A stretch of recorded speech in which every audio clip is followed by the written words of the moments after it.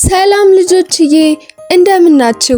እግዚአብሔር ይመስገን በጣም ደህና ነኝ። ልጆችዬ ባለፈው ዮሴፍ ከተሾመ በኋላ ያለውን ታሪክ እነግራችኋለሁ ብያችሁ ነበር አይደል?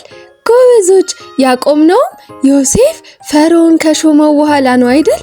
ጎበዝ ልጆችዬ፣ ዮሴፍ የመጀመሪያውን 7 ዓመታት እህልን በደንብ ሰበሰበ።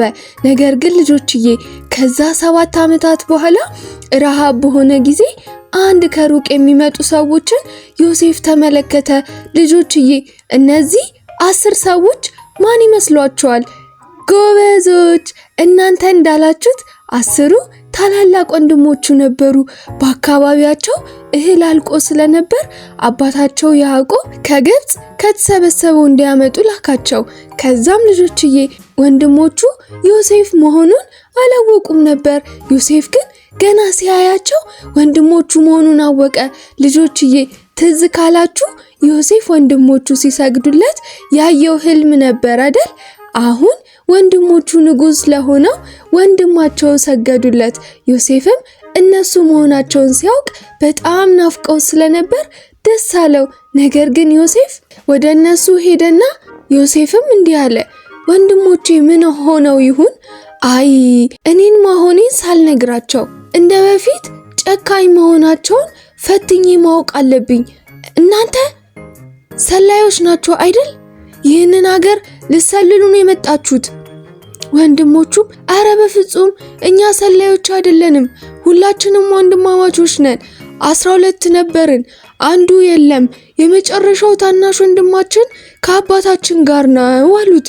ዮሴፍም እንደዛ ከሆነ አንዳችሁ እኔ ጋር ትሆኑና እህልን ይዛችሁ ትሄዳላችሁ። ታናሹ ወንድማችሁን ስታመጡት ይህንን እፈታላችኋለሁ። ልጆችዬ ስምዖን የሚባል ወንድማቸውን ዮሴፍ አብሮት እንዲሆን አደረገ። ልጆችዬ ዮሴፍ ጨካኝ ሆኖ አይደለም፣ ወንድሞቹ ክፉ መሆናቸውን አለመሆናቸውን ለመፈተን ለማወቅ ስለፈለገ ነው። በኋላም ልጆችዬ ወደ ቤትም እህል ይዘው ሲመለሱ አባታቸው ጋር ሄደው አባታችን እህልን ይዘን መተናል፣ ነገር ግን ንጉሱ ስምዖንን አብሮኝ እዚህ ይሆናል። ታናሽ ወንድማችሁን ስታመጡት አብሯችሁ ይሄዳል አለን። ያዕቆብም ልጆችዬ እንዲህ አላቸው፣ ይህ እንዴት ይሆናል? ዮሴፍ የለም፣ ስምዖንም የለም።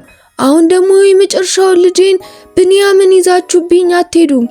ልጆችዬ ነገር ግን ያመጡት እህል ያለቀባቸው ስለመጣ የግድ ሄደው እህል ማምጣት ስላለባቸው አባታቸው ያዕቆብን እንዲህ አሉት፣ አባታችን እባክህን ያመጣነው እህል እያለቀ ነው፣ ወደ ንጉሱ ሄደን ማምጣት አለብን። ነገር ግን ብንያምን ይዘን ካልሄድን አይፈቅድልንም። እባክህን አባታችን እሺ በለን። ያዕቆብም እንዲህ አላቸው፣ እባካችሁ ልጆቼ አደራ፣ ፈጣሪ ከእናንተ ጋር ይሁን አላቸው። ልጆችዬ ያዕቆብ እህል ስላለቀባቸው ግድ መፍቀድ ስለነበረበት ሁሉንም ልጆቹ ላካቸው። ዮሴፍም ከርቀት ወንድሞቹን ሲያይ በጣም ደስ አለው። ዮሴፍም እነሱን ለመፈተን እንዲያደረገ ዮሴፍ እንዲህ አላቸው፣ ለሁላችሁም በዕቃቸው ላይ ሙሉና ስጧቸው። የኔን የብር ጽዋ በብንያም ስልቻ ውስጥ ጨምሩት። አገልጋዮቹም እንዳላቸው አደረጉ። ሁሉም ጉዟቸውን ጀምረው ጥቂት እንደሄዱ ዮሴፍ አገልጋዮቹን ወደ እነሱ ላካቸው። አገልጋዮቹም ከደረሱበት በኋላ እንዲህ አሏቸው፣ የንጉሳችንን የብር ጽዋ የሰረቃችሁት ለምንድን ነው? ወንድሞቹም እኛ ጽዋን አልሰረቅንም፣ ጽዋም ከኛ መካከል አንዱ ወስዶ ከተገኘ ያን ሰው ይገደል አሏቸው። አገልጋዮቹም የያዟቸውን ሁሉ ሲፈትሹ በብንያም ውስጥ ተገኘ።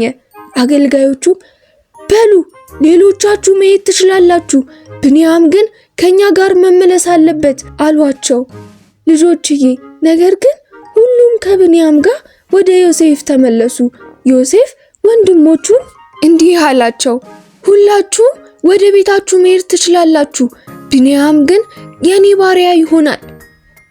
ልጆችዬ ወንድሞቹ እንዲህ አሉ፣ አባታችን ብንያምን በጣም ስለሚወደው እሱን ሳንይዝ ወደ ቤት ከተመለስን መሞቱ አይቀርም። ስለዚህ እባክህን በሱ ፋንታ እኔን ባሪያ አድርገኝና ብንያምን ወደ ቤት ይመለስ። ልጆችዬ በዚህን ጊዜ ዮሴፍ ወንድሞቹ መለወጣቸውን ማየት ቻለ። አሁን ላይ እንደ በፊት ክፉዎችና ጨካኞች አይደሉም። ዮሴፍ ከዚህ በኋላ ስሜቱን መቆጣጠር አልቻለም። ወንድሞቹን በጣም ይወዳቸዋል። አገልጋዮቹም ክፍሉን ለቀው እንዲወጡ አዘዛቸው። ዮሴፍም እያያቸው ማልቀስ ጀመረ። ወንድሞቹ ግን ግራ ገባቸው። ዮሴፍም እኔ ወንድማችሁ ዮሴፍ ነኝ፣ ኑ ቀፉኝ፣ እንዴት ናችሁ? አባቴስ እስካሁን በሕይወት አለ?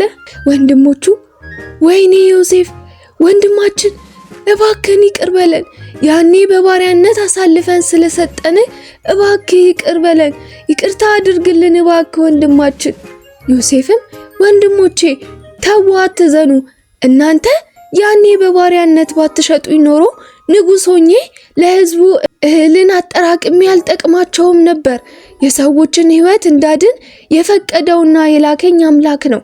ፈርዖን በአገሪቱ ላይ ገዢ አድርጎ ሾሞኛል። ሂዱና ለአባቴ ይህንን ንገሩት፣ እዚህ ሀገርም መጥቶ እንዲኖርም ንገሩት።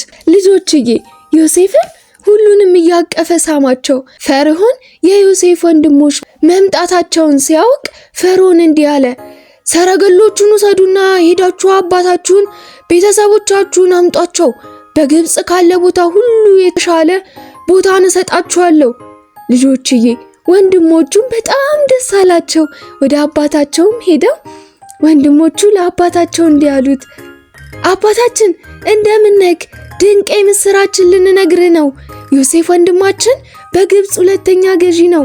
ወደሱ ሄደን እንድንኖርም አምጡት ብሎ ልኮናል። ያዕቆብም ልዑል እግዚአብሔር ሆይ ሁሌም አመሰግናለሁ፣ ልጄ በሕይወት ስላለ አመሰግናለሁ። ወንድሞቹ አባታቸው በሰረገላ ጭነው ወደ ግብፅ ምድር ሄዱ። ዮሴፍ አባቱ ያዕቆብን ሲያየው እጅግ አለቀሰ።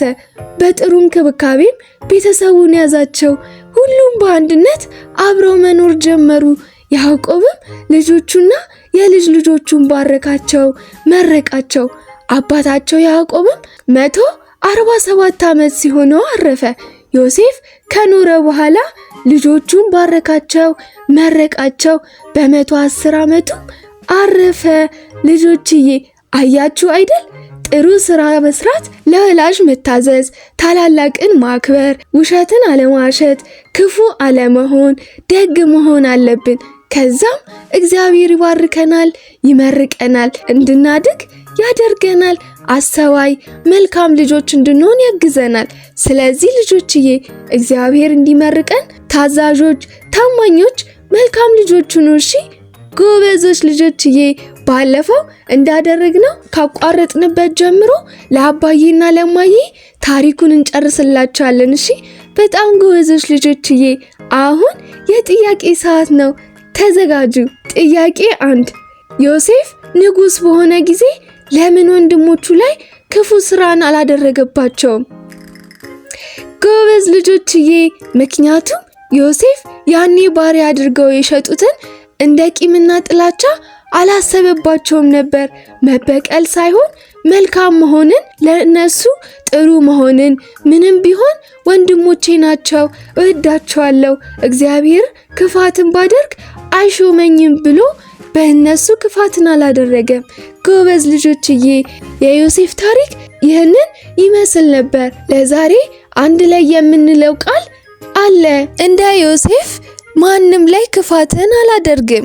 1 2 3 እኔም እንደ ዮሴፍ ሰዎች ላይ ክፋትን አላደርግም። ጎበዞች። እስቲ አንዴ እንድገመው። እኔም እንደ ዮሴፍ ሰዎች ላይ ክፋትን አላደርግም። ጎበዝ ልጆችዬ።